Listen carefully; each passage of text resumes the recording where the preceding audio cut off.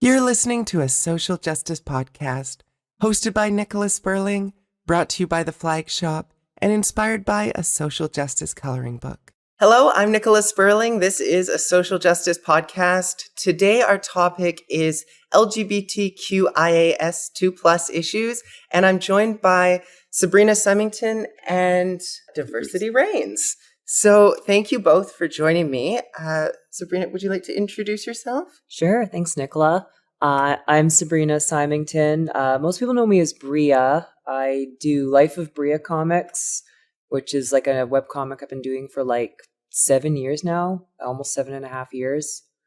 And it's kind of evolved into, I don't know, all sorts of different things. I do all sorts of weird projects that I kind of just do whatever I want at this point and try to make that work. And somehow I get invited on shows. Sounds like a pretty great life. Yeah, I'm pretty lucky.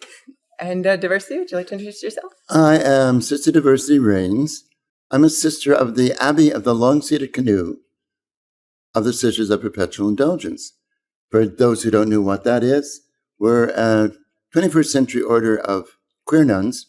We have no sexual bias. We go around spreading universal joy, expiating stigmatic guilt, and we serve our community by doing fundraising and helping out in events and things for community members. Wonderful. Well, I'm excited to get started with some questions because I think you're both going to bring very different perspectives to the conversation. You both have very different lived experiences, and I am also a queer person, so this is going to be one of those topics where I can actually jump into the conversation a little bit, which is going to be fun. So normally when we do these podcasts, I try to give the audience a sense of what the issue is that we're discussing. I think that most people know what it means to be queer, so we probably don't need to talk about what the issue is, but I think we should talk about some of the main issues that face queer people today. Do either of you have some thoughts on some of the big issues that are present in our society at the moment? I do. One of the things that I'm totally aware of is that we're at risk because as cities and towns develop, the gay, the queer community sort of disappears. So we need to step up our willingness to be able to step out to make cities change their minds.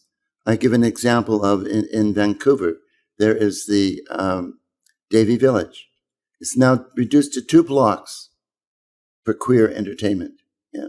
And this whole block was done and brought up by the queer community. Yeah. What happens now? They tear down a building. They're going to put up high rises. What happens when they put up a high rise? Well, the clubs and things that were there can no longer afford to be there because they can't afford any staff, because their staff can't live in those buildings. So what's going to happen to the community?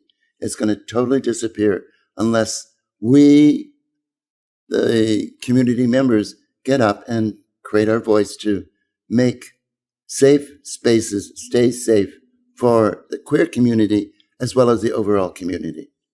So there's a big concern around gentrification because that community was, I guess, originally created out of a need for safety, to have that strength in numbers and all being together. And now people are sort of being pushed out of that neighborhood. Is that?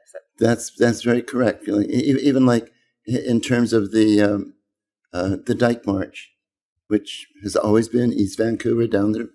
Well, so many of them down there cannot afford to live there anymore. So they've moved out to Surrey. So they're now doing a Dyke March in Surrey. So things are transitioning from there to there. But should they have to? Right. Should people be forced to move away from what they've always considered to be their homes? Yeah, because they feel safe there. Right. Yeah. Did you have some thoughts on this, Sabrina? Well, I mean, this is something I've been thinking about a lot too, is that like a lot of our issues are these sort of broader intersectional issues that are facing everybody right now, with the like deindustrialization and the way cities are being kind of hollowed out with this real estate speculation and building high rises and gentrification. People are becoming atomized and public spaces are being completely destroyed. And most people don't really have any sort of sense of community. And to be LGBTQ plus is like, that is your community. You have this access to this block of, like experienced individuals, you all share this sort of axis of oppression, and the way you interact with the world is common enough that you can all band together and then, maybe push back against these forces. Money that buys out our clubs, our spaces, our neighborhoods. Yeah. And unfortunately, that those forces uplift certain members of our community, right? And they might approve these projects because they don't see the need for maybe a public life because their private life is doing so well. Mm-hmm. And so that's a matter of not just solidarity within our idea of like being LGBTQ+, but also class are poor members of our community, racialized members, people who are like being affected by poverty or institutional structural issues. Like, we need to be aware of these chinks in our armor, the people who could get left behind, instead of just thinking, oh, I got mine, I'm fine, I'll buy a condo, I'll invest in this real estate development even if it destroys something. Right. So there's that need to, when you get your rights, to not sort of say, okay, well, I'm done with my work now. It's about pulling other people up along with you. Well, how many of us thought that, marriage equality is granted. In Canada, people have been resting their laurels a fair bit for years with that, despite some people saying, oh, maybe we should overturn that. I hear conservatives every year say that maybe they might want to, but they thought, oh, that's done. We don't have to worry anymore. And never mind, say, trans people being at the forefront of the culture war and being the new devil to beat on. If we can't get marriage equality, we'll get the transes. They're next.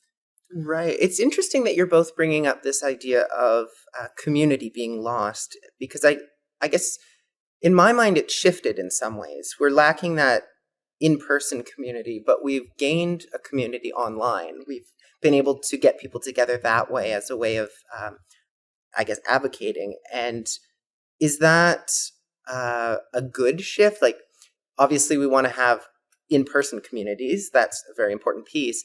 But is that a positive, or are we seeing that communities are also forming on sort of the other side of the issue, where they're trying to take away our rights? And I guess my question is, has the internet been good or bad for queer advocacy? I think it goes both ways, actually, depending on who's dealing with it, and what they're doing. What are they trying to accomplish? There are many ways that people are reaching out to the community to get the conversations happening, to make the changes. And with the internet, one of the key factors, and I'm learning this from the straight community, where is our future? It's in our youth. We don't let our youth know what we have struggled through to get to where the rights that they enjoy and take for granted, those rights can be gone. We saw that happen in Germany. I mean, you go through Berlin and you see these places where all these rights were there. They're on the verge of marriage equality. And bam, it was gone. Bam, the gay community was gone. And it's like, we have to not just let the internet allow us to become acquainted on one level. We have to get the whole level going up. Keep the whole. And one of the things that comes to my mind is that we always look at it as the LGBTQ plus blah, blah, blah, blah community. There's also the allies. We have to keep them in mind. We have to include them. We have to include the other minorities, whether they're Asian, Chinese, or whatever. Be advocates for them to make them feel included, because they will help us be included in the future. Yeah, absolutely. I don't think we get anywhere without having allies. No. Mm-hmm. What work do you think still needs to be done in order to create a more inclusive society, one that is more accepting of queer folks? I know it's a very broad question. There's a lot of different things that will need to be done, but are you seeing some advocacy work that's really impactful in your mind? I'm learning, and I'm learning from what has happened with the native schooling demise and the lack and the influence of colonialism. Learning how to put that aside, because within our communities there is that colonialism aspect there as well. Yeah. So to be able to eradicate that, to be able to allow ourselves to be free enough to learn and understand the other people who are part of the community, rather than just myself and who I am. Yeah. And I think that's important, that we learn that we're not all the same. Each one of us is a difference. And as my name reflects, diversity reigns. The more diversity we can see within the community, the stronger the community becomes. Mm-hmm. Absolutely. Every time we do one of these episodes, there's always these intersections that occur where no one is affected by just one social issue. We're affected by a variety of different social issues. And depending on how you look to others in the world, or how you act, or the kinds of connections you have, the privilege that you have, you're treated in different ways. And it's often difficult to separate that and to know sort of which issue you're dealing with at any given time. So there's always going to be overlap. Did you have some thoughts on this? Yeah, well, I'd like to bring it back a little bit to the internet question. I did have some thoughts on that. Will tie into this. I was actually really, I think, disenchanted with internet activism community. I feel like a lot of there's a lot of distractions that end up happening, and there's a lot of people thinking they're engaging, but you're not really. It's like what I call plucking leg hairs, where you couldn't pluck all your leg hairs. You're not going to be able to get nice, clean shaven legs by plucking out every one of your hairs. But sometimes it feels really satisfying to pluck a hair. You think, oh yeah, I'm doing it. And if you think about it, it's actually better than shaving, because a plucked hair will take longer to regrow. But like, it's make work. It's nothing. And so we spend a lot of time like thinking that maybe arguing with somebody or posting some catty remark or something, like, that's not real engaging with people. That's actually just engaging with your own like ego. Mm-hmm. A lot of it's clout chasing and such. Or it just feels good to score a point on someone who's been doing the same to you. Yeah, you're beating up on an effigy, right? Everyone gets to have their 2 minutes hate. Everybody gets to watch a quick video dunking on somebody or whatever, and it's like, okay, but what are you actually doing? Mm-hmm. We have to actually mobilize in the real world. We have to actually like meet and maybe act in a block in a collective action. And that I am actually was really heartened recently was the campaign to get rid of the hate stalking website Kiwi Farms. Mm. I don't know if you, Diversity, or if the listeners are familiar with what that was, but it was basically just like a neo-Nazi hate, anti-LGBT, anti-everything that you might hold dear. Doxing people left, right, and center. Yeah, like stalking and all that. Mm-hmm. Horrible people. I actually had a thread on there. Most public trans people these days have a thread on there in some capacity. It doesn't take much to get in their radar. And they went after the wrong person. It was a streamer. I don't know how old she is, but she's younger. Keffels streams to the youth online, and she was able to coordinate her community of like all of these, kids, queer, trans kids all over the world to like, they did their cyber hacking stuff. They sent complaints. They did all these things. And that site's gone now after a decade plus of people trying to get rid of it. Mm-hmm. Lots of people tried to get rid of Kiwi Farms. And that created tangible harm in the world. They were like getting people to kill themselves. They were instigating stochastic terrorism, getting swatting incidents happening on people, and they were trying to ruin people's lives. And the right-wing backlash against trans and queer people happening today, they take it from that playbook. They're doing this stuff. The bomb threats at children's hospitals, they are doing the same online terrorism, basically. And I've seen, though, now a movement of people pushing back against that. I tuned in one of these streams with Keffels, and they seem like they're moving. They actually are acting together. They're organizing online, but putting action into the real world. And it really gave me hope. Mm-hmm. And this sort of acting, but also working together, this is in my mind, what we need to be doing to change the world, to make it more inclusive. I mean, I can go on about maybe some material concerns that people have might lead to, I feel like a lot of the hate that we have going on is, I'm not going to say, oh, poor bigots, we should feel sorry for them. But like, I think if they had better lives, they wouldn't be so preoccupied with tearing other people down. I think a lot of people these days are like trapped rats in a cage, and we're starting to chew on each other.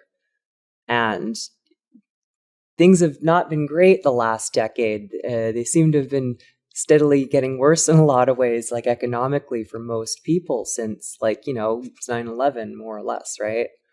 That seems to be this downward trend in the West. And I know I'm rambling now, but the point is, I think materially, if we made people like happier, maybe people could buy a house. People didn't, feel like they're being evicted by gentrification. People could have a life.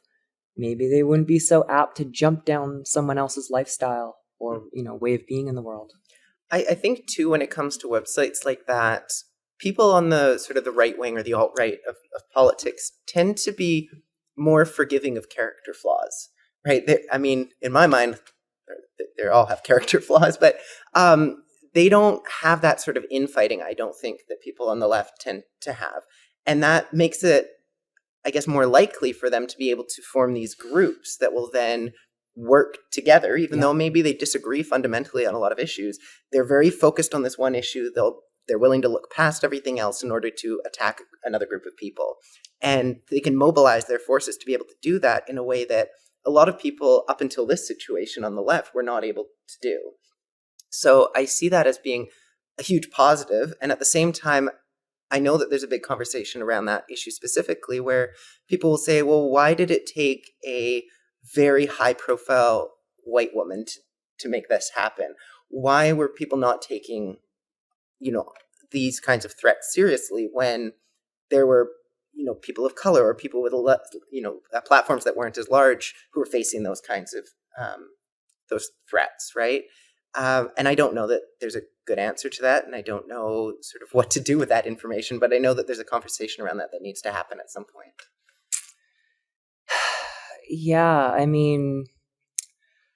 that goes back to the listening.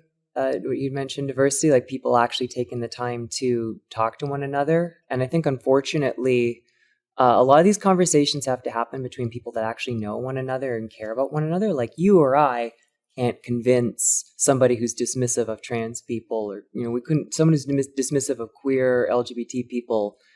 We're not going to be able to convince them. They're not going to listen to us. They have to hear it from like their cool football coach that they respect. Mm-hmm. They have to hear it from somebody that they care about their opinion. They don't care about our opinion by default. And even like neutral people, like CNN isn't going to take, some small person being harassed by Nazis seriously. They'll take a celebrity or someone seriously, right? Mm-hmm. So they have to hear it from somebody they respect. And I'm not going to defend people's metrics for what they respect, but that's kind of what I think has to happen with these conversations to change people. Yeah. But isn't that also part of our responsibility to set the example for what we would like to see happening? The more we can do that, even though they may not want to talk to us, if they see us in action getting something happening, it may make them take another look at some point. Yeah. But if we just sort of ignore them, put them out of say there, Mike, put them out of sight, and they're not being listened to either, then they're just going to get all the more violent. Yeah. Whereas if we just be ourselves, love who we, you've heard me before with this thing. Yeah. My main thing is to get people to love themselves so that they can love other people. If we can love ourselves, who cares what the other person is doing or not doing or being or not being? Yeah. They're a person, and we can love them for being that person. Yeah. And being able to get that across to people that it's not the clothes you're wearing, it's not the money you have, it's not the whatever position you're in the colonialization of things, that you're a person, mm-hmm. and to respect the person for being a person. And if we haven't got that respect, we don't have respect for ourselves. Yeah. And I think we need to all begin to put that out to people. I tell youth in particular, I say, listen to your elders. Listen to the ancients. Find out what they went through to become that you have what you have today. And then get out there and fight to enhance it. Yeah. Rather than just think, oh, I'm fine. You might not be fine. if you had to go through these things. And that understanding to be able to encounter a person who is adamantly against who you are. I mean, I was manifesting in whiteface one day and I ran into a couple of people who really were starting to get at me and going, what are you doing? I said, oh, raising funds for the Dogwood Monarchy Society. What are they? They're a group that helps people and helps charities. And, oh, we like that name. Oh, in 5 years, we're going to take it over. And I just looked him straight in the eye and I said, you know what? In 5 years, we're still going to be here and you're going to be gone. You shut up. You know, I didn't put up with, and I didn't insult him. I just said, this is reality, my reality, and you can accept it or not. Yeah, I think that it's that old expression, if you don't learn from your history, you're destined to repeat it, right? Yeah, So we have to learn from the people that came before us in order to inform the advocacy that we're doing today. And I think also to your point about allies, there's a huge role for allies to play in all of this, because when trans people like us are being, faced with harassment around this website Kiwi Farms, we're not going to respond to that by going, well, actually, why don't we just have a fun conversation, a friendly conversation, and let's talk about these issues. Whereas someone who's in a position of being an ally, someone who is maybe more respected by those people, can potentially reach out and say, can I maybe explain this to you? And can we sit down and have a conversation? And I think that's a really important role to play. Queer people are tired of the hate that we get, and we're not going to respond to it in that very calm and collected way that, the people that are opposing us are going to respect. But some of our allies can maybe accomplish that. And sort of in that vein, I have a question around SOGI education. For anyone listening who doesn't know what that is, it's sexual orientation and gender identity education. It seems like there's a lot of misinformation out there around SOGI, right? The idea is, let's just teach kids about all of these different identities. Let's make sure that education is inclusive of everyone. That's basically all it is, right? Making sure that whether you're gay, whether you're trans, whether you're straight, cisgender, you're still getting the education that you need. But there's a huge pushback against this. There's this idea that you're turning our kids gay, you're turning our kids trans. And how do you respond to that? How do you educate the public around what that education is actually about and why it's so important? Well, do you want to? No, go ahead. Well, I mean, obviously, yeah, it's hard to get, again, someone to listen to you who's already committed to not listening to you. If they fundamentally believe that, like, there's something wrong with being gay or trans or queer, you're going to have a hard time even getting it. It's going to have to be somebody else to tell them. We can't be the person. But I've had this conversation with people before, and I've just tried to lay it out very plainly and firmly too, though, like, oh no, that's not true. I don't know who told you that.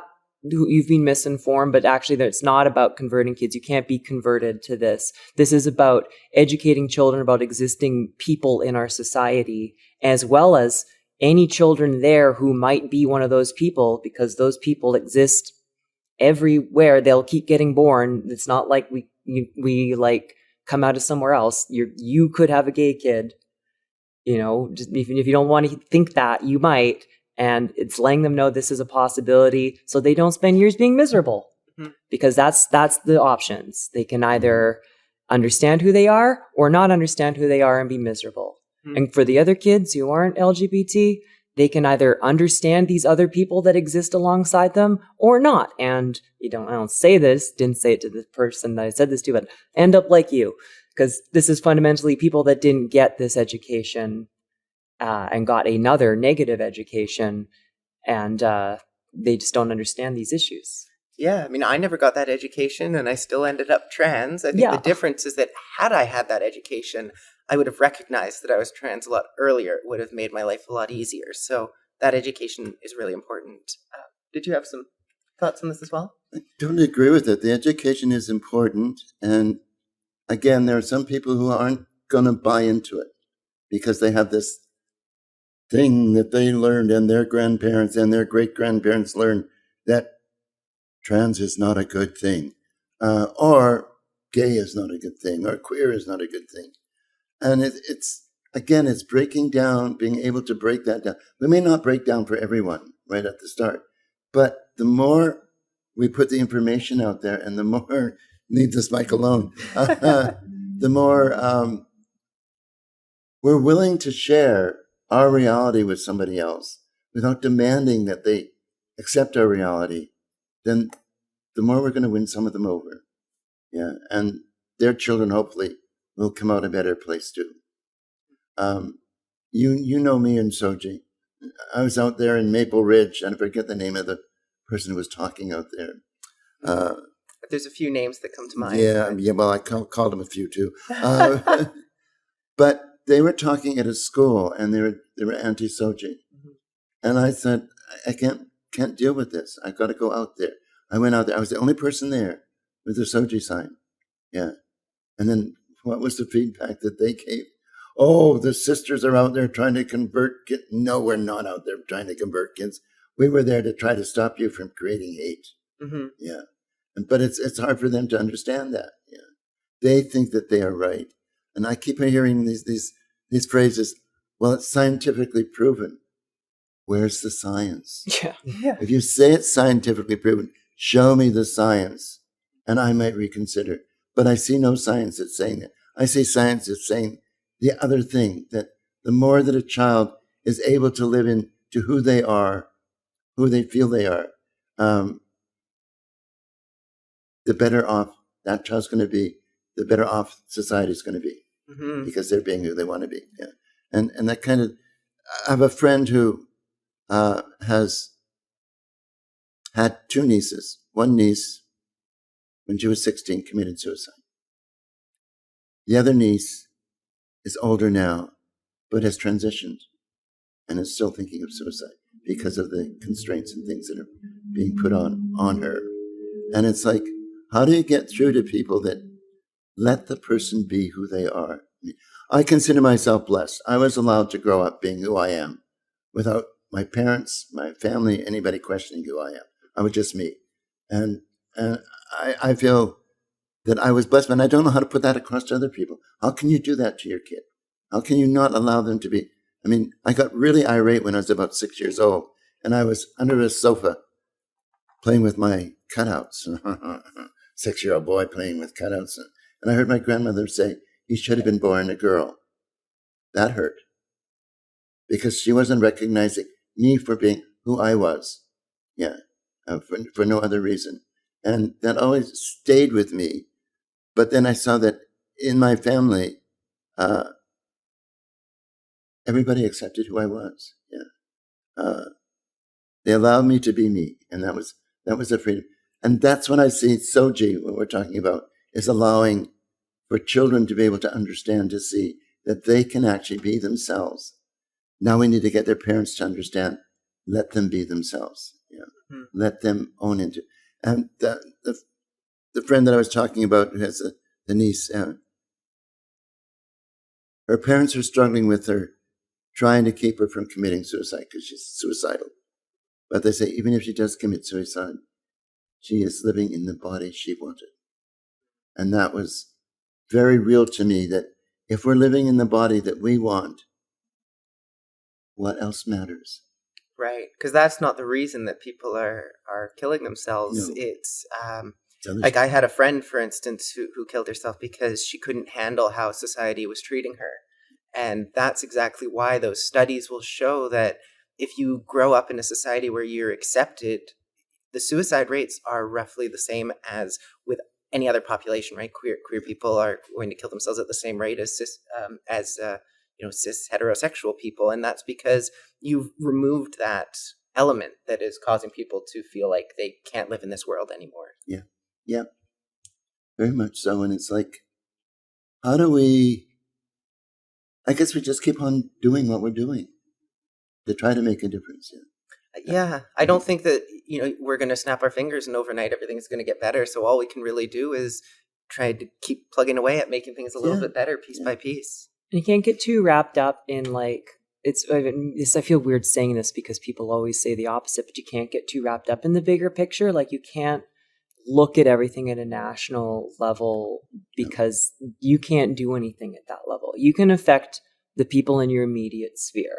And I think that's one thing the internet has not been good for, is everybody's thinking big, which is like, okay, good, because we kind of need to, this whole climate change thing and all that, which is another podcast, I know, but like, but we need to think globally, we need to think internationally, we have to have some kind of international solidarity, but you're just a little bug. You can't worry about the whole world. Worry about your neighborhood, your community, the people you know. That's all you can actually affect.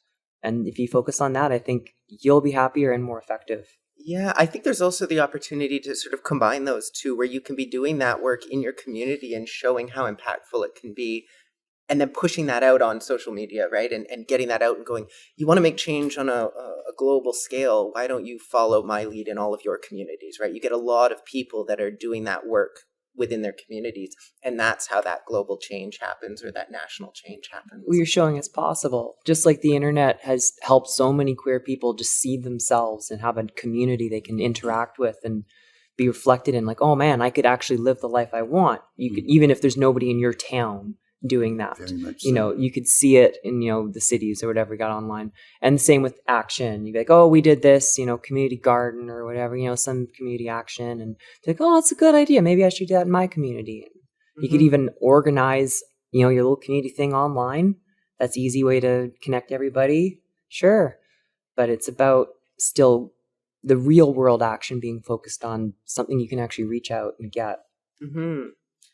And it seems like when it comes to trans people and gay people, it seems like trans people are sort of a couple decades behind in the push for equality or equity, because I guess that advocacy sort of started later, or caught on a little bit later.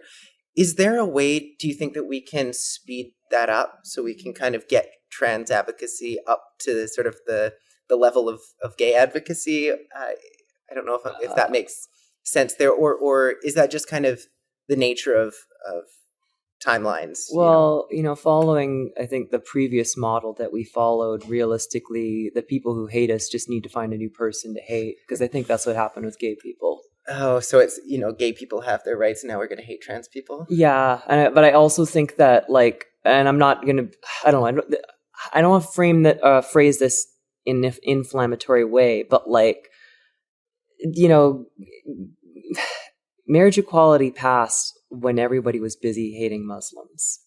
And I mean, that's a really harsh way to put it, but like, I feel like they were focused on something else, and society had to prove that it was good in some way. Like, oh, we're going to give rights to the queers now. Like, I know this is something I'm probably wrong on, but I can't help but feel like they were distracted, and now the war on terror didn't pan out, and now they're focusing back. They're mad about marriage equality getting passed, and trans people are the new weird thing, so they're going to hate that now. And maybe I don't want them to find somebody else to hate. I want it to get fixed another way, but I don't know if it was like, I mean, I don't want to undersell anybody's hard work they did, but our society still seems to have the same terminal illness that causes the hate to be there. It didn't go anywhere. Right. So it's sort of like the hate's not disappearing. It's just getting shifted around in different areas of our society. Well, that's a very sad outlook. I know you know Jaylene Time. Mm-hmm. And wonderful. She speaks of allies. She says she doesn't call them allies anymore. She calls them assistants. They're out there in action to making things happen for the community. Yeah. And that's part of the thing. And I guess that's just using that analogy with the trans community. The queer gay community didn't look outside themselves to see the trans community was part of them. Yeah. And we still need to show them that they are part of us. And we are, whether it's the trans community or the Black community, the Chinese community, the Asian community, who are restricted in being able to be free who they are in their sexuality. Yeah. If we can be out there and show that we can support all of those people to get ahead, we'll all come out ahead, I think.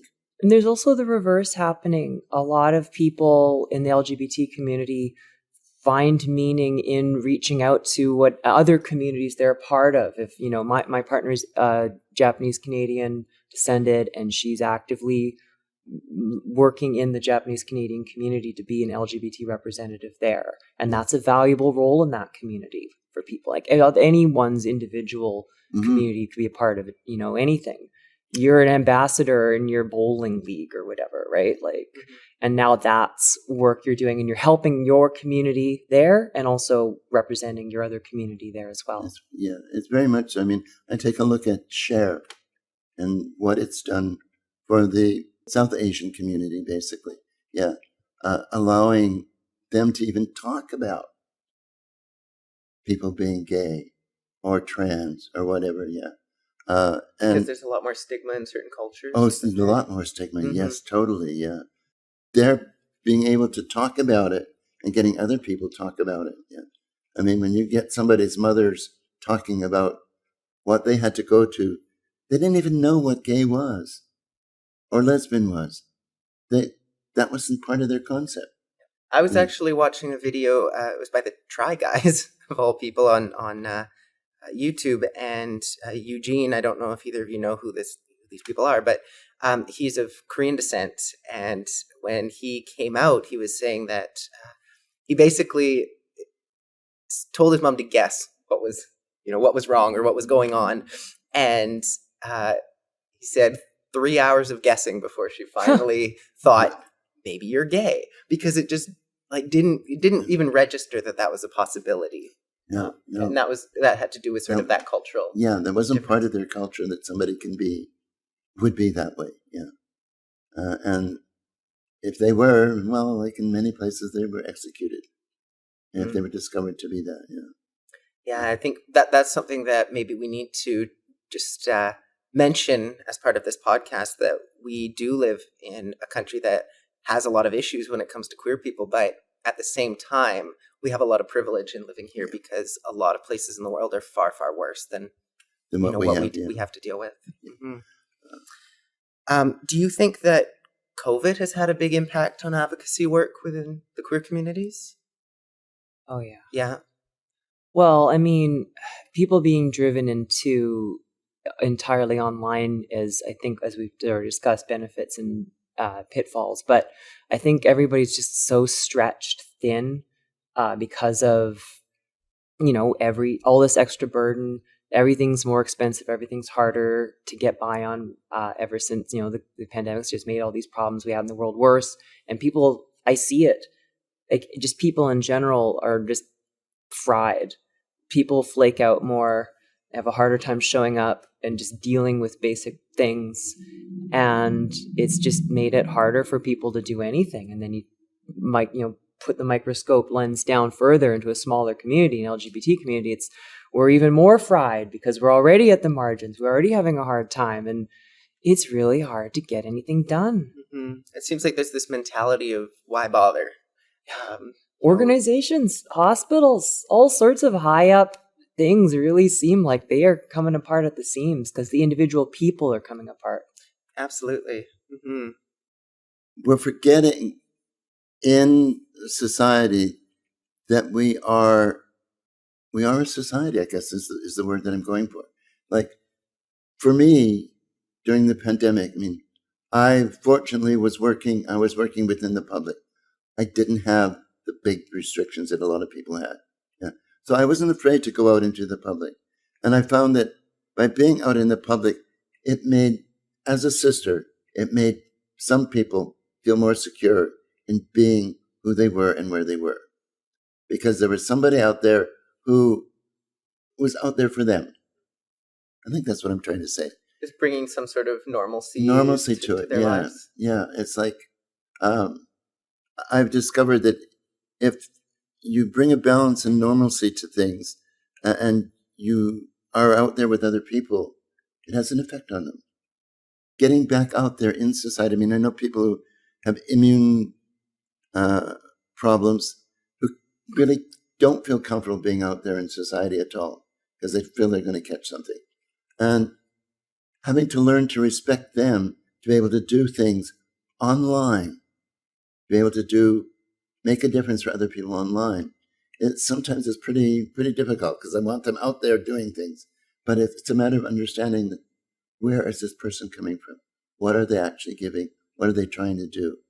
And so many of the LGBT plus community have forgotten that they're important.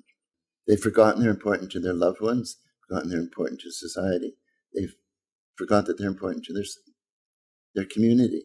And I think the more we can make them realize you're important for who you are and what you contribute, the freer they become. And the more inclusive we become, the freer we all become. That's my plight.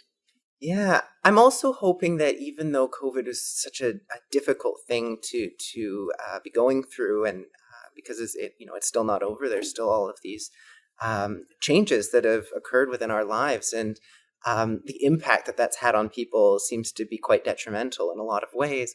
But I'm hoping that some of the lessons that we've learned from it are going to help us in the future as well, like the ability to organize via Zoom. We're so good at that now, right? When you want to create that sense of community, it's not the same as getting together in person, but it's a lot better, I think, than firing shots at each other on Twitter or trying to organize that way, right? It's sort of that middle ground where I think a lot of good work can happen, and it really brings communities together, right?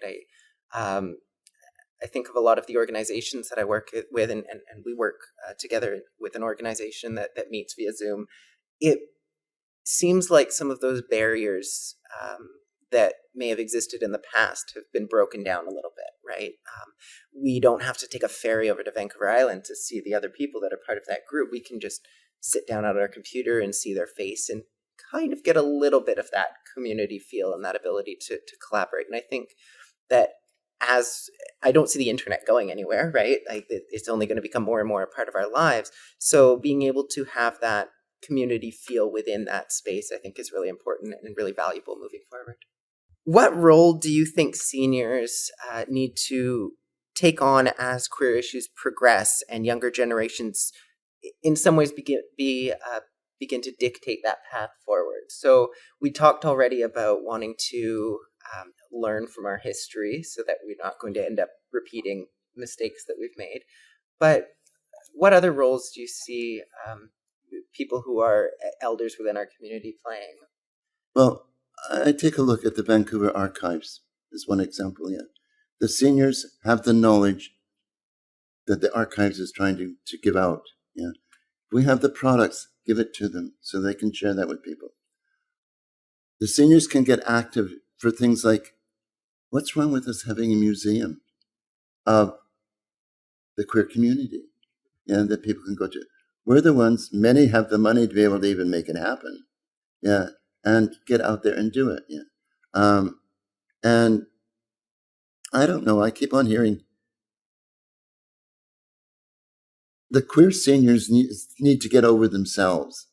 They just need to be out there like they were before, doing what they love to do in the community, rather than, woe is me, they're not taking care of me. I mean, I don't care if they take care of me. I'm going to be doing what I want to do.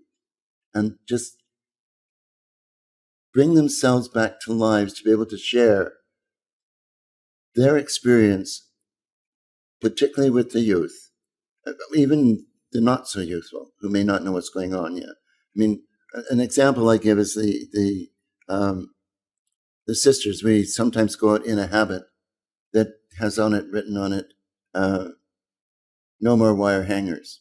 Do you know how many people don't know what that signifies? What it's about? What the wire hangers were? No. They really did that, they asked? Yeah, they really did that. In the back alleys, People's lives were very often ruined. Their parents would have dug up all the money they could to give to this back alley person to have them abort them using a wire hanger, and who knows what would happen from then on. They don't understand that this is the reality that was there. It's not just a platitude. It was something that happened.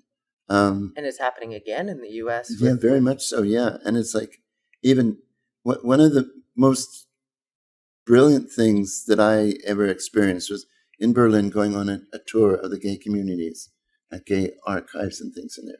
And at the very last spot, which was, I forget what it was, but anyways, the tour director goes on saying what's going on, this and this and this. And at the end, he rolls up his sleeves and he has a tattoo. Boy, did that bring home the reality. It wasn't his talking. It was his showing the tattoo, which the Jews, the gays, whoever the Nazis didn't like, had to wear. Yeah. And it's like, whoa, that is a reality that was there. It kind of brings it to the present. It brings it to the presence of, we don't want that to happen again. Mm-hmm. Yeah. And it's like, am I off topic? I don't know. No, you're actually answering both of my questions. Okay. So feel free to keep. But it's like, keep learning about where we've been, what we've done, and share it. Is basically it. Because I know nothing about a whole bunch of things. I know nothing about, when I grew up, and this was in Cranbrook, yeah, I used to be envious of the native children who were sleeping in the park overnight. I wanted to be able to lie in the grass and feel comfortable. I didn't realize what they were going through in the residential school, which was half an hour away. Wow. What they had to go through. I didn't know that. Yeah. I had to learn that through somebody finding, 1,200 supposed graves of children who died. And it's like, what can I learn from that? But everything that I've been taught or learned isn't necessarily true. So let me find out what's going on. Yeah. Let me listen to the people who've had experience with it. I mean, some of these Aboriginal people, what they've gone through. And one of the most inclusive things that I've seen is that, and again, I don't know where this applies to everything we're talking about, is that the GVNCS community, which is Greater Vancouver Native Cultural Society, put on an event almost a month ago that they invited to share different cultures and people there. There was Chinese, there was Korean, there were Afghanistan, and sharing why they came to Canada and what they're doing here, and sharing some of their, whether it be music, dance, or whatever. And then there was the Indigenous community, which was shared their big drum session, and about 6 people doing the, and that's, which I didn't realize, these drums are used only on, I forgot what they even called now, drumming. Anyways, they're usually about 4-day celebrations. They don't stop drumming for 4 days. Like a potlatch? Wow. Like a potlatch, this sort of thing. They do not stop drumming for 4 days. Wow. The dancers are dancing around them all this time as well. So this is all part of their rituals. And it's getting to learn those sort of things. And to me, it was having like a North Korean say why they're in Canada, what their struggles were to get here, what their struggles were when they got here, but they still love Canada. It was the most inclusive event that I think I've ever experienced. I began to share aspects of cultures I had no idea that were about. The Afghanistan ladies were got up and danced, and it was like, they're beautiful. And one of them was a storyteller. Couldn't shut her up. She would just start talking about stories and things about what's going on, and her whole love of Afghanistan and her whole love of people and what she felt needed to change so that everybody there can be free as we are here. Yeah. And it's like being open to learn about these things and not cast aside that, oh, he's a drunken Indian. No, he's a person. And understanding sort of why there's that reputation of Indigenous people being drunk, and it's a result of generational trauma. But we haven't seen ourselves as colonizers. Mm-hmm. We are now seeing ourselves as we carry these things on. Mm-hmm. And it's how many aspects of our life do we have, the equivalent of colonization, that hold us back from being dynamic and out there in the world. Yeah, and I think to your point about sort of growing up in a state of ignorance in some ways, right, not knowing about that residential school and the atrocities that were perhaps happening there at the time, that we all get fed propaganda, right? We think about Russian propaganda as a big one, but it happens in every country. There's the government will tell you one thing, we're great and this is what's happening. And the population will absorb that and kind of start thinking that that's the truth. But that's never the truth. There's always other factors at play that you don't know about. So I think it's really important to sort of check yourself when you're coming up with any kind of conclusion or any kind of stance on an issue, to go, is this being informed by propaganda that I have been fed, or is this based off of factual evidence that I've researched and figured out to be true in my mind in some way? I want to switch to a question for you, Sabrina. Sure. So you work as an artist, and I've seen comics that you've done that sort of reflect some of the social issues that are happening in our communities. And I want to know what prompted you to start doing that work, and also what you're hoping to accomplish by doing that. Well, when I first started doing my comics, it was just total freeform. I was just whatever came out of my head. I was renting an art studio, and I just went in every day and drew whatever. And I'd started gender transition around that time. And so what evolved out of that was obviously the gender stuff I was dealing with. So I just would make comics about that, my personal internal struggle. And then after about a year or so of that, I was more comfortable in myself and was moving out into the world more and engaging with the trans community more and feeling like I could actually engage with the news.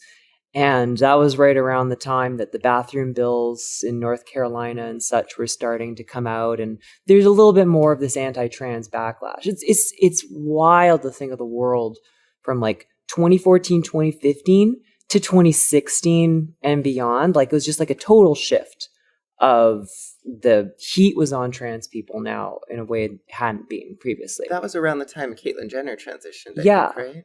Yeah, think about when Caitlyn Jenner transitioned and the way people talk about trans people. It wasn't great, but it was very different from how they started talking about it, basically with Donald Trump. And this was slightly before Donald Trump had started, but that just turned up and up and up ever since. And so I started doing the more political comics based on a response to that.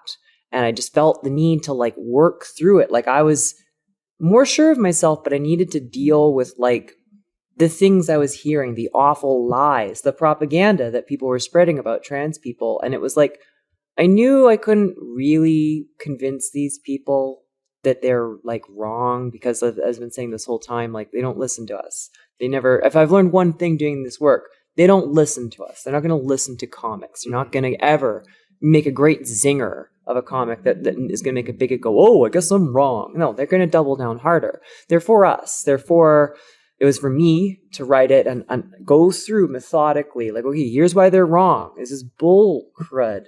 This is not a real argument, and I can pinpoint why and make fun of it at the same time. And then I was kind of spreading that as it was like, people responded to that. The LGBT community, trans people wanted that too. We yearned for somebody to say, listen, this is wrong and here's why. And there's a sassy cartoon lady saying it. And a lot of people got a lot of value out of those comics, and I needed to do them at the time.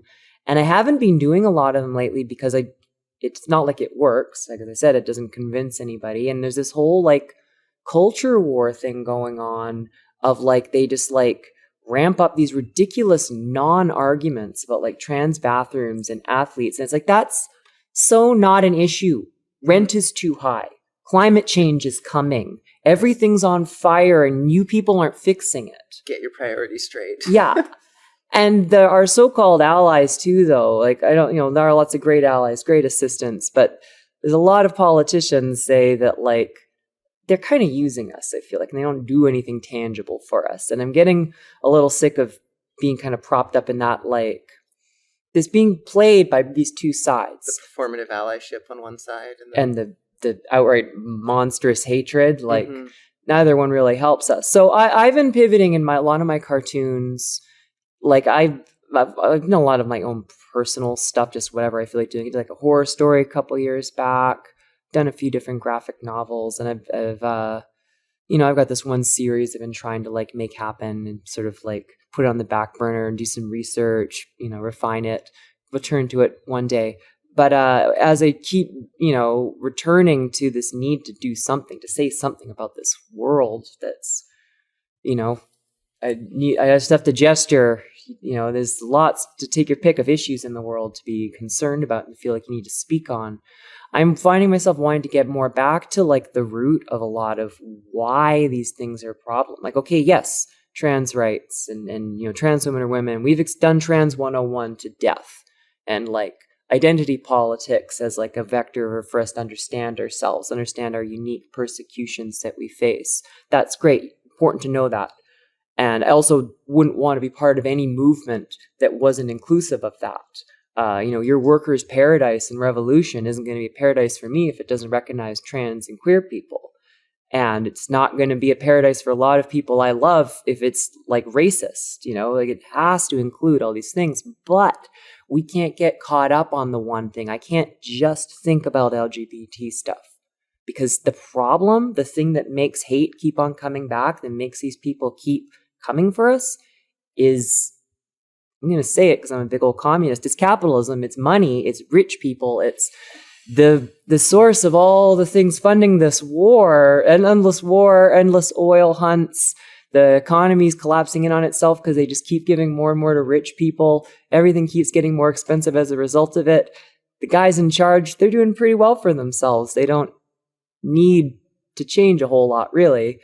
So they'll just keep throwing us to the wolves. Our so-called allies, they're like, oh, well, I don't want to do anything. I don't want to like support any kind of popular movement that would fundamentally make things better for people. So yeah, I guess the conservatives can have the trans people, as long as they don't come for me.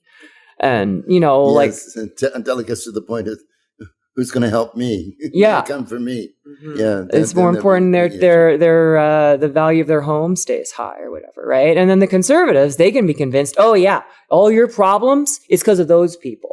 Mm-hmm. It's not that I keep stealing more and more of your paycheck and everything keeps going up in price and nobody's doing anything about our crumbling world. No. You got to hate these people. You're going to hate Mexicans, you're going to hate Muslims, you're going to hate queer people and feminists.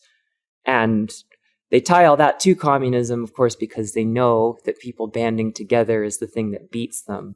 So they have to spread out that propaganda of, no, everyone for themselves. You just want to be for yourself. Don't worry about anybody else. In fact, you can't trust other people. You have to stay in your own little bubble and you have to do everything yourself. And all that matters is your ability to like be strong and provide for yourself. And anyone else who relies on help from others or handouts, they're weak. And weakness is to be punished. Weakness is like women, and that's why we don't like gay and trans people, because they are displaying weakness.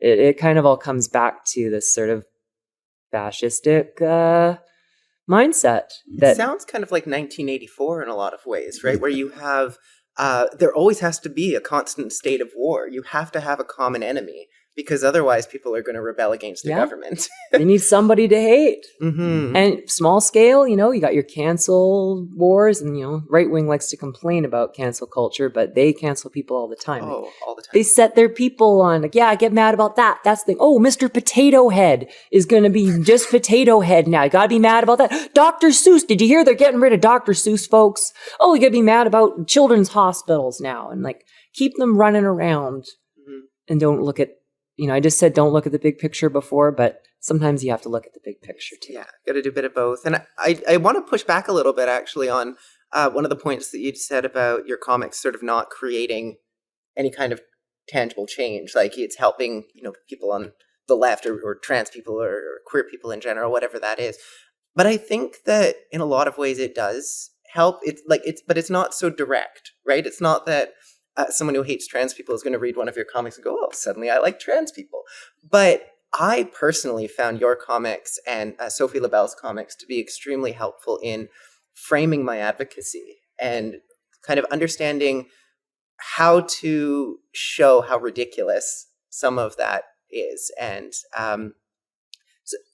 I think that can create change, right? Oh, yeah. When you're getting a lot of people sort of understanding a way to frame an issue or how to sort of point out the pieces that are very ridiculous kind of show the public how wrong the other side is. I think that does have a really big impact in our society. I sometimes undersell the value that a lot of the work I've done has had, because I think I've been very jaded by like seeing things mostly get worse, but things have also gotten better too. It's this weird extreme, right? Like I'd say on the whole, trans acceptance actually has never been higher. Mm-hmm. It's just also somewhat paradoxically true that trans hate is probably also never been higher, because a lot of people just didn't know about it before. They didn't actively care. And now that people know, some of them care a whole lot, and some of them care a whole lot in the other direction. And I think the same happened with gay people too, right? In that push, it was suddenly, now we see you, and now it's an issue because you're being vocal and you're asking for things, and it's, changing the way that we perceive the world. Maybe people don't like being like put upon like this idea of like that you've done something wrong or that you owe something. Like, I think it's very easy for people to say like, oh, it's, like Indigenous people's fault that they live, they have alcoholism issues or something like that. Like, that's just their own. Not that I have to do anything different. It's not that my society and the cultural values that I hold dear did anything. But equality feels like oppression if you're in a position of privilege. Yeah. And, trans people are like, hey, could you please maybe consider not doing this thing that kind of harms us? No, how dare you put upon me the idea that I might be wrong about something, or that, my ancestors were wrong about something. Right. I'm something that has been going through my mind is that, and somebody's brought this up with me, like in Davie Street in downtown Vancouver, how many gay pride flags are up? How many trans pride flags are up? Yeah. Now, maybe our community could make sure that more trans flags get up to bring the reality out to people that there's more than just gay or gay trans. This is something I think about. I don't want to cut you off, but I hope people realize this. I think a lot of people don't get it. I think they really think that a rainbow flag is enough. But like at this current point in history right now where things are going, there's times where just a rainbow flag is a signal to a trans person that they are not welcome. Yeah. But trans people, I don't know if you've experienced this, Nicola, but like a lot of us don't feel safe in something that just says, say, gay, because there's a lot of people that try to use cis gay people as a weapon against trans people. I'm not accusing even cis gays of doing this. This is straight people who do this. Or a very specific group like LGB Alliance, right? Where exactly. They're the LGB without the T. There's that very concerted effort to remove trans people from the equation. They don't want it to be about trans people. There was a picture that got shared recently on Twitter of some lesbians that had cut up a Progress Pride flag, and they'd cut the rainbow off of it, and they were holding that bit up, while the symbols of brown and black stripes for people of color and the blue and the pink and the white for trans people were just on the ground at their feet. Which that really tells you everything you need to know about them. Exactly, yeah. I also was thinking when you were saying that about my push for a rainbow crosswalk in Coquitlam, because I wasn't just pushing for a rainbow crosswalk. The rainbow crosswalk was the one that got installed, but I was pushing for both a rainbow crosswalk and a trans crosswalk. And they were willing to accept the rainbow crosswalk under the premise that it's reflective of all diversity, to the point where they actually tried to make it a 7-color rainbow to make it a little less queer and a little bit more about all diversity. And that rainbow, I really had to push this idea that, it is about queer people. It's also about allies for queer people. So really the only people it's not about are bigots. But I shouldn't have had to push that point so much. And that was also the reason the trans crosswalk didn't get approved. They said, well, if we approve a trans crosswalk and someone asks us for a Nazi crosswalk, we're going to have to approve that. I'm like, why does your mind immediately go to that? These things aren't equivalent. Right. But there's this reluctance to display trans flags where there's not a reluctance to display rainbow flags. Rainbow flags, yeah. Mm-hmm. I guess in some people, there must be a significant number of people for whom this truly isn't a settled issue, which is chilling because we're talking about human beings, whether or not certain human beings are like, what, okay? Like, I mean, yeah, okay, so your mind goes to Nazi flag, but like, what you're talking about is kind of a Nazi mindset that certain people don't deserve to exist or something. Like, what are you willing to entertain that notion in your mind? Mm-hmm. I wish people would maybe think about that more. Right. And we don't need symbols of just sort of general diversity, right? Like what good does it do to just say, one of the proposals for this crosswalk was that we just have a crosswalk that read diversity lives here. But That would be lying. I don't live there. Yeah. that's true. But you have to think about what you're trying to accomplish, right? Yeah. You're trying to make this very clear symbol that our city accepts this group of people. And I think if you're just trying to say our city accepts all people, it's like saying all lives matter. Yeah. At that point, it's meaningless. You need to call out the groups that are being marginalized and say, we are going to uplift you. We make that pledge as a city to support you because we recognize that you're not being treated equally here. Yeah. What direction do you see queer advocacy moving in? As things progress, obviously there's still issues that need to be resolved. You probably, Diversity, have the biggest knowledge around what has happened historically in terms of advocacy work. So maybe you're well positioned to kind of see the direction that we're moving in, or maybe you're not sort of in touch with that as much anymore. I don't know. I have to think about it. It's like, what was it again that you're trying to get at? I'm trying to get a sense of where queer advocacy is moving towards. Like, what are the issues that you see people championing? What is the direction is that pushing? I see more and more the queer community championing inclusion, total inclusion. Makes no difference who the person is, what there is. We're a gay community. We're going to teach you. We'll allow you into our community, but you've got to accept our values. And what I'm saying about that is, like, say in a bar that's traditionally gay, we have a way that we treat, particularly say like the drag queens. We don't touch them. We don't remove any of their clothes on them or anything like that yet. But now that there's a lot of cis people coming in to the clubs, particularly later at night, they need to be taught. They need to learn how to respect our values that we've instilled in our people to make them feel safe. Just sort of stop the cis washing or heterosexual washing of queer communities. Is that? Yeah, that too. I mean, I give an example of a couple of heterosexual women during a drag show making out on the stage. You don't do that in our community. I give another example. This is a personal one. I didn't even realize what was going on. A couple of straight women batted my wimple off. Oh.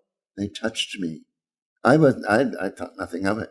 But boy, the community, no, you do not touch a person. You do not touch their clothing. You do not take it off. Yeah. They complained to the management. The person was banned from the club. Right. So consent is really being taken seriously. Consent is really seriously. And being able to put that across to the people who are coming into our community, though they may not be part of our community, that to respect those values. Mm-hmm. Yeah. And they'll get along fine. They'll get along fine. They'll be included. They'll get support if they need it. Yeah. And to me, when that thing happened to me, seeing the support that came from the community was kind of awe-inspiring because I had no idea it was there. Mm-hmm. But to see it manifest, that our community does care about its members and its people. Yeah. And that's something we can gift to others who are coming into being allies, whatever, of the community. Respect, care, and love the people. Yeah. One of the things that came to my mind as you were saying that is that idea of intersectionality as well. And I think that's a really big one at the moment is we're trying to make sure that everyone understands that these issues are not standalone issues, that they intersect with all sorts of other social issues and cultures or whatever it may be.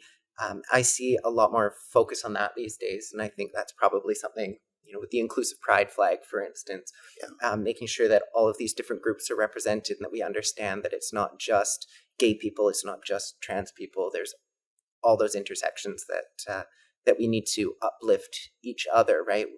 No one is equal until we're all equal, that kind of concept. Did you have some ideas on this as well? Well, I think I see two distinct poles kind of coalescing, and I don't know which one would be like the dominant one. I think I don't see either one completely usurping the other, but I definitely say that one is more useful than the other, although I'm not going to say either is completely useless. And you have like the people, I guess we're so atomized, especially post pandemic, where we're mostly just hanging out inside alone online, and it's become a lot of like consumption is identity, which is politics. So like people determine, like, you want to see like a gay person in a Marvel movie or something. You want to see like yourself reflected in media, and that's almost where it ends. Like, oh, I'm supporting the good media. The good company has the gay couple in a cartoon show, and so I watch that cartoon show because I'm gay, and that's me doing politics. And that isn't that. It's just watching a cartoon show, which is great. People should watch cartoons. And it's great to have gay people in cartoons. And I wouldn't trust a company that never put gay people in its cartoons. That would probably signal they weren't a good company. But I can't just leave it there. I have to like go beyond that. But I think a lot of people are becoming very comfortable with that, where they just think, oh no, but I watch gay TV. I read gay comics. And that should be the bare minimum, is that you see yourself reflected in the media. Yeah. To the point where maybe it shouldn't. It's sad that it's an issue, and I get why that there's people hungry for it, because we've never had it, and I'm not going to begrudge anybody who wants that and takes value out of that. But I don't think we should kid ourselves into thinking that that's like just watching that TV show or something, like that's not going to do anything really, like in the grander scheme. So, but we have the other pole of people, young people gathering online, like I was talking about the streaming communities. Like there's people that actually seem like maybe they are connecting and trying to take action, push back against the stochastic terrorism that's going on with right-wingers against trans people specifically. And I'd like to see more of that happen. I hope more people, like, especially if we're going to be stuck online or we're going to be doing a lot more interaction that way, to be gathering in such a way that you can also act and not just like consume passively. Is, don't rest on your laurels. Like, it was just like listening to our elders about like where things used to be and where they could go again if we weren't careful. Like just sitting around being kind of depressed and watching gay cartoons, like you could fall asleep and forget just what's going on outside. Mm-hmm. What message would you give to people who are looking at becoming queer advocates? How do you become an advocate? What can you maybe do to make the world a better place? Recognizing that we're all only capable of so much. I think my main thing is don't be too full of yourself. Don't take yourself too seriously. I think a lot of people get into this sort of thing because they want to do change, but it starts just to become about themselves. And they're just like, I don't know what, clout chasing or whatever. They're just trying to be popular and cool and snarky. And I think it's more a matter of just be yourself, but be like the best version of yourself you can be. Try to take good care of yourself. Try to take good care of your friends and your community, and try to do the right thing and speak up when there's an opportunity for you to speak up, rather than jumping into something and making it a show about you, shining the spotlight on you and putting your nose into every little thing. Listen, and don't talk over other people. I don't know. I think there's a lot more humility, I think, that we need in life. Is a weird sort of celebrity culture that's taken over everybody, even people who don't think of themselves as public personas. And I don't know, self-importance has got to go away. Because here we have all this whole world of people who think they're the most important person in the world. You can't all be the most important. Yeah, Trump is. We know that. Kind of brought about a bit of something for me is that one of the things that I'm focusing on is seeing the good in somebody else and acknowledge them and validate them for who they are. Yeah. Whether or not it's something I agree with, if somebody is wearing a nice outfit, validate them for it. Don't just, well, I wish I had that outfit. No, validate them for who they are and what they're doing. I think during the pandemic, we all heard, be kind. If we can be kind to ourselves and to one another, we all come out ahead. Yeah, and I'll also answer this question of what I think we can do, or what a new advocate could maybe do. And it's sort of what's driven my advocacy work since I began doing it, which is be the change that you want to see in the world. If that looks different for everyone, and be the person that you needed when you were younger. So when I was struggling as a kid with not understanding why I felt like I should have been born a girl, but that's not what everyone was telling me I was, and not knowing what it meant to be trans, now I recognize that had someone just explained what it meant to be trans to me back then, everything would have clicked, and I would have been able to start figuring out what to do with my life at that point. And my starting point would have been much earlier than it actually was. So now I speak in schools because I'm trying to be the person that I needed when I was that age. So I think that's a good starting place, maybe. And is that not a part of SOGI? It is. Yeah, exactly. So that's why I support SOGI. Yeah. Mm-hmm. Yeah. Thank you. Sorry. Oh, I was about to say, I wanted to add on to the one thing, because you'd sparked an inspiration in me for a quote that I'd heard recently that I really like. So I can't take credit for it. As the late Michael Brooks had said, be kind to people, be ruthless to systems. Mm-hmm. That's it was just one of those things. If you're going to be advocating, you can be angry and vitriolic to your peers and people around you, but I don't know if you're going to get a lot done. But you need to save that energy for the real thing that you're fighting against. I think that's a great quote, and thank you both for sharing your perspectives here today. This was a really interesting conversation. I wasn't quite sure how it was going to go with the dynamics. I never really know. Oh no. But I thought it was really interesting to hear both of your perspectives. So thank you for sharing them. This has been a social justice podcast. I'm your host, Nicola Sperling, joined by Sabrina Symington and Diversity Reigns, and I will see you in 2 weeks in the next one. You've been listening to a social justice podcast hosted by Nicola Sperling, brought to you by The Flag Shop, and inspired by a social justice coloring book.